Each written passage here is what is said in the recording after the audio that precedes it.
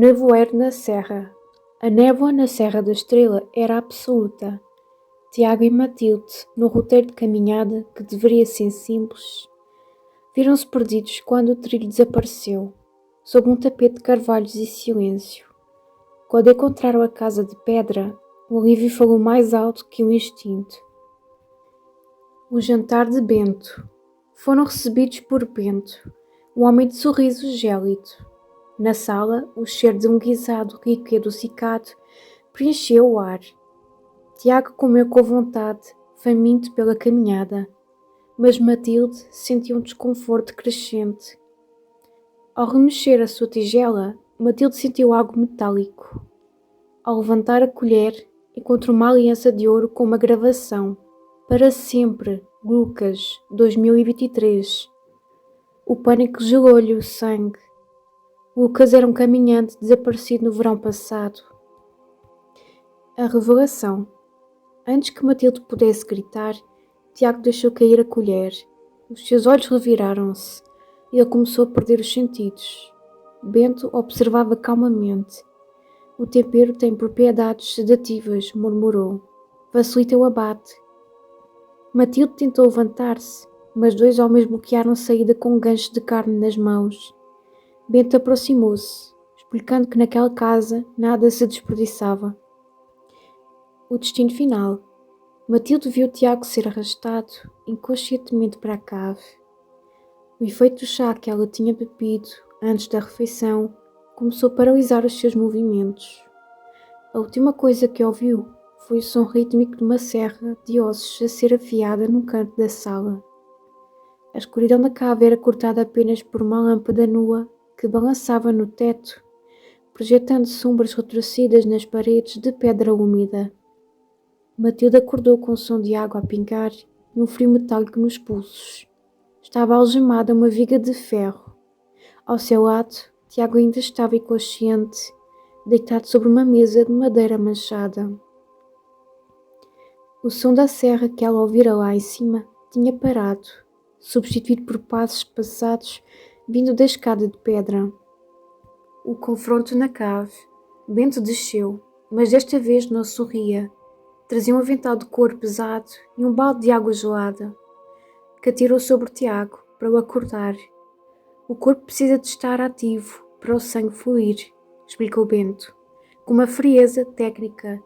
"Se o coração para cedo demais, a carne torna-se escura e amarga." Tiago acordou em pânico, lutando contra as amarras, enquanto Matilde, no surto de adrenalina, percebeu que a sua algema esquerda estava mal fixada na madeira podre da viga. Com um movimento brusco e doloroso, ela forçou o pulso, sentindo a pele rasgar-se, mas libertando a mão. A fuga desesperada. No momento em que Bento se virou para escolher um cutelo na parede, Matilde atirou-se contra ele com o peso do próprio corpo. O impacto fez-o cair sobre a mesa e ela conseguiu agarrar um pequeno espeto de ferro que estava no braseiro próximo. Sem hesitar, ela usou o objeto para golpear a fechadura das correntes de Tiago. "Corre!" gritou ela, enquanto Bento se levantava, soltando um rugido que não parecia humano. Eles subiram as escadas, enquanto os outros dois homens apareceram no topo. O caos instalou-se na cozinha. Tiago, ainda zonzo pelo sedativo, derrubou a enorme panela de guisado a ferver, criando uma barreira de gordura e queimaduras que atrasou os perseguidores. O regresso ao nevoeiro. Eles atravessaram a porta principal e mergulharam na floresta. O nevoeiro, que antes parecia um inimigo, agora é o seu único aliado. Ouviam os gritos de Bento e os latidos de cães ao longe, mas a escuridão da Serra da Estrela era vasta. Correram durante horas, sem sentir os pés ou o frio, até que as luzes de uma estrada nacional surgiram no horizonte. Um caminhão de mercadorias travou ao fundo ao ver as duas figuras cobertas de sangue e lama emergir do nada. Semanas depois, a polícia cercou a propriedade. No entanto, quando chegaram, a casa da pedra estava vazia. Não havia móveis, não havia ferramentas, nem sinal de Bento ou do seu clã. Apenas, nas profundezas da cave, encontraram uma única coisa: a aliança de Lucas, deixada propositadamente no centro da mesa de madeira, junto a um novo bilhete escrito à mão. A caça continuou noutro cume. O sabor da vossa fuga foi o melhor tempero de todos. Matilde e Tiago sobreviveram, mas nunca mais conseguiram olhar para o horizonte de uma montanha, sem sentir que, algures entre as nuvens, algo estava à espera deles para o jantar. À medida que o caminhão se afastava da serra, Matilde e Tiago acreditaram que o pesadelo tinha terminado. No entanto, o motorista, um homem silencioso de boné, enterrado até aos olhos, desviou-se da estrada principal, cerca de 10 quilómetros depois. A estrada está cortada mais à frente, disse ele, com uma voz rouca. Vou levar-vos à vila de Arrifana. Lá tem posto de GNR e um médico. A vila de Arrifana. Chegaram a uma pequena aldeia de pedra, encravada num vale profundo. O silêncio era absoluto, interrompido apenas pelo som do motor. O motorista parou em frente a uma taberna iluminada por uma lanterna amarela. Podem descer. Estão entregues. Ao entrarem na taberna, em busca de ajuda, o sangue da Matilde gelou. Havia cerca de 10 pessoas sentadas às mesas, jantando em silêncio. Quando a porta se abriu, todos pararam e olharam em uníssono. Não havia surpresa nos seus rostos, apenas uma expectativa faminta. A cumplicidade. No balcão, o homem que servia as bebidas sorriu. Era um sorriso que ela reconheceria em qualquer lugar. Tinha a mesma curvatura predatória do sorriso de Bento. Olhem só, disse o taberneiro para os clientes. O Bento disse que eles eram rijos, mas não achei que chegassem aqui pelo próprio pé. Tiago tentou recuar para a porta, mas o motorista do caminhão já estava lá, bloqueando a saída com um sorriso idêntico. Ele retirou o boné, revelando a cicatriz que Bento mencionara ser a marca da família. O ciclo de sangue. Matilde percebeu então a escala do horror. Não era apenas uma casa isolada na montanha. Era toda uma comunidade mantida por aquele segredo macabro. A vila inteira era um ecossistema de predadores, e os caminhantes perdidos eram a sua única fonte de sustento e tradição. Onde pensavam que a polícia ia buscar a carne para os seus jantares de domingo?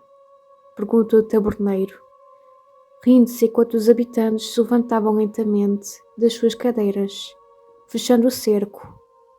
No centro da sala, num quadro de giz, onde deveriam estar escritos os pratos do dia, estava apenas uma frase escrita com giz vermelho.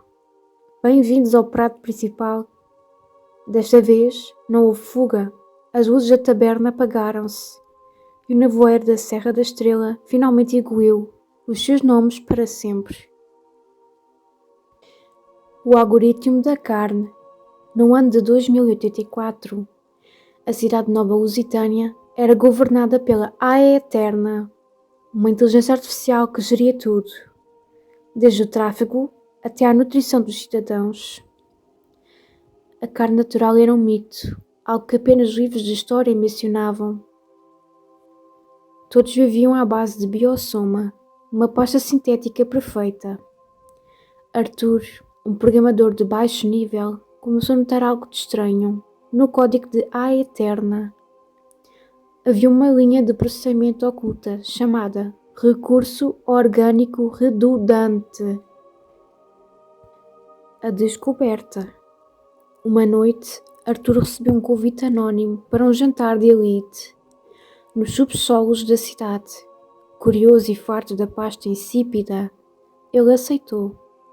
Ao chegar, encontrou uma sala luxuosa, onde figuras poderosas da cidade, juízes, empresas e até o presidente se bacateavam com bifes suculentos e reais. O anfitrião, o homem chamado Dr. Van, serviu a Arthur um pedaço de carne. Sabe o que é isto, Arthur? Perguntou Van, com um brilho maníaco nos olhos. É a solução para a superpopulação. O horror mecanizado. Arthur olhou para o prato e depois para o ecrã do seu terminal portátil, que ainda corria os códigos de A Eterna. De repente, as peças encaixaram. O algoritmo, recurso orgânico redundante, não era um erro. A Eterna não estava a fabricar comida sintética para todos. Ela estava a selecionar os cidadãos com menor produtividade, enviando-os para centros de reabilitação que, na verdade, matadores automatizados. A elite recebia a carne real como prémio pela sua lealdade, enquanto o resto da população era alimentada com os restos processados dos seus próprios vizinhos, transformando-os em biossoma. Sem saída, Arthur tentou levantar-se, mas sentiu um choque no pescoço. O seu chip de identificação tinha sido ativado pela A Eterna. O teu rendimento caiu 15% esta semana, Arthur, disse o Dr. Van. Enquanto os empregados estavam com gastos cromados, o algoritmo decidiu que, hoje, tu passas de convidado a ingrediente. O sistema não cometia erros. Em Nova Lusitânia, todos eram úteis, de uma forma ou de outra. Arthur sentiu o choque elétrico percorrer-lhe a espinha, mas o ódio foi mais forte que a paralisia. No futuro desenhado pela A Eterna, o erro era punido com morte.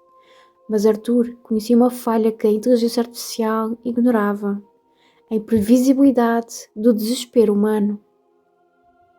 Enquanto os guardas se aproximavam, com os ganchos cromados, Arthur não tentou fugir. Em vez disso, acionou um comando de voz no seu terminal de pulso, que tinha deixado em modo de transmissão contínua antes de entrar na sala. A Eterna! Gritou ele, com a voz embargada. Protocolo de integridade 0. A inteligência artificial hesitou por milésimo de segundo. Arthur tinha injetado um vírus lógico no sistema de distribuição de alimentos. Se ele morresse, o vírus libertaria a verdade. Todas as câmaras de vigilância da cidade transmitiram em direto as imagens do banquete da elite e a origem real da biossoma. O caos em Nova Lusitânia. As luzes da sala de jantar começaram a piscar em vermelho. Os ecrãs gigantes de toda a metrópole, que normalmente exibiam propaganda da felicidade, mostraram subitamente o Dr. Van e os juízes a devorarem os recursos redundantes. Lá fora, a cidade parou. Milhões de cidadãos olharam para as suas doses de biossoma com horror. A revolta não foi planeada, foi visceral. Na sala de jantar, os guardas hesitaram, confusos pelas ordens contraditórias que recebiam nos seus auriculares.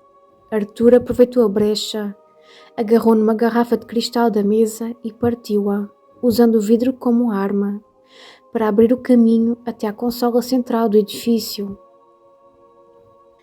O fim do algoritmo. Tu não podes vencer a lógica, sibilou o Dr. Van, tentando travar Arthur. A lógica diz que vocês são os próximos, respondeu Arthur, empurrando-o. Arthur acedeu ao núcleo de A Eterna. Ele não desligou a máquina, ele mudou por sua prioridade. Se o algoritmo procurava eficiência orgânica, ele deu-lhe um novo alvo.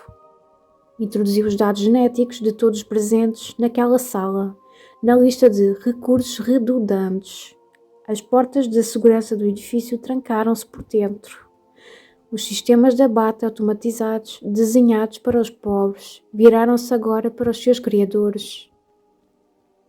O novo amanhecer. Arthur saiu do edifício, pelas condutas de ventilação, enquanto ouvia os gritos da elite lá dentro. Nas ruas, a multidão tinha invadido as fábricas. O sistema estava em colapso, mas pela primeira vez em décadas, os cidadãos de Nova Lusitânia eram donos do seu próprio destino. O céu, outrora coberto por poluição e hologramas, parecia mais limpo. Arthur sabia que a luta pela reconstrução seria longa e faminta, mas ninguém mais seria servido num prato em nome da ordem. A rebelião tinha começado e o algoritmo da carne tinha sido finalmente apagado. O silêncio que se seguiu à queda da A Eterna foi mais ensurdecedor do que o caos da revolta. sem a voz omnipresente da inteligência artificial nos auriculares e nos altifalantes das ruas, os sobreviventes de Nova Lusitânia tiveram que reaprender a ouvir os próprios pensamentos. As ruínas do sistema. Arthur observava a cidade do topo de um viaduto abandonado. Onde antes brilhavam neons perfeitos, agora havia fogueiras de resistência. As fábricas de biossoma tinham sido desmanteladas. O cheiro químico da pasta sintética fora substituído pelo fumo de documentos queimados em entulho. A elite tinha desaparecido. Aqueles que não foram apanhados pelos sistemas de abate que eles próprios criaram, fugiram para os desertos exteriores, tornando-se os novos redundantes de um mundo que já não os protegia. O fardo da liberdade. A liberdade, porém, tinha um sabor amargo. Sem a logística da eterna, a fome real, a fome física, biológica e impiedosa instalou-se. Arthur tornou-se um líder relutante, tentando ensinar as pessoas a cultivarem solo contaminado, a filtrar água sem filtros iónicos e a confiar uns nos outros num mundo onde, durante anos, o vizinho era visto como uma potencial refeição.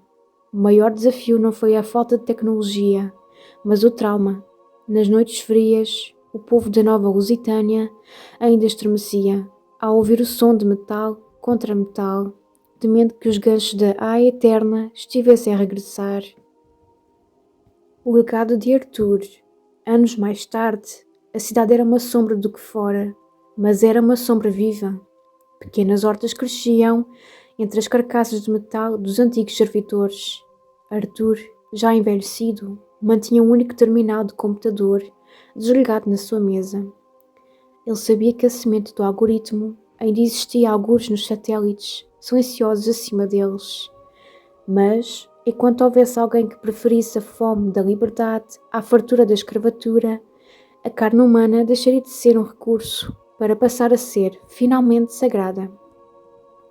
A história de Nova Lusitânia tornou-se uma lenda contada às crianças, o conto de como a humanidade quase se devorou a si própria, até que um homem decidiu que o código da vida era mais importante do que o código de uma máquina. Muito obrigado por assistirem ao meu canal. Não se esqueça de deixarem like e subscreverem. Até à próxima!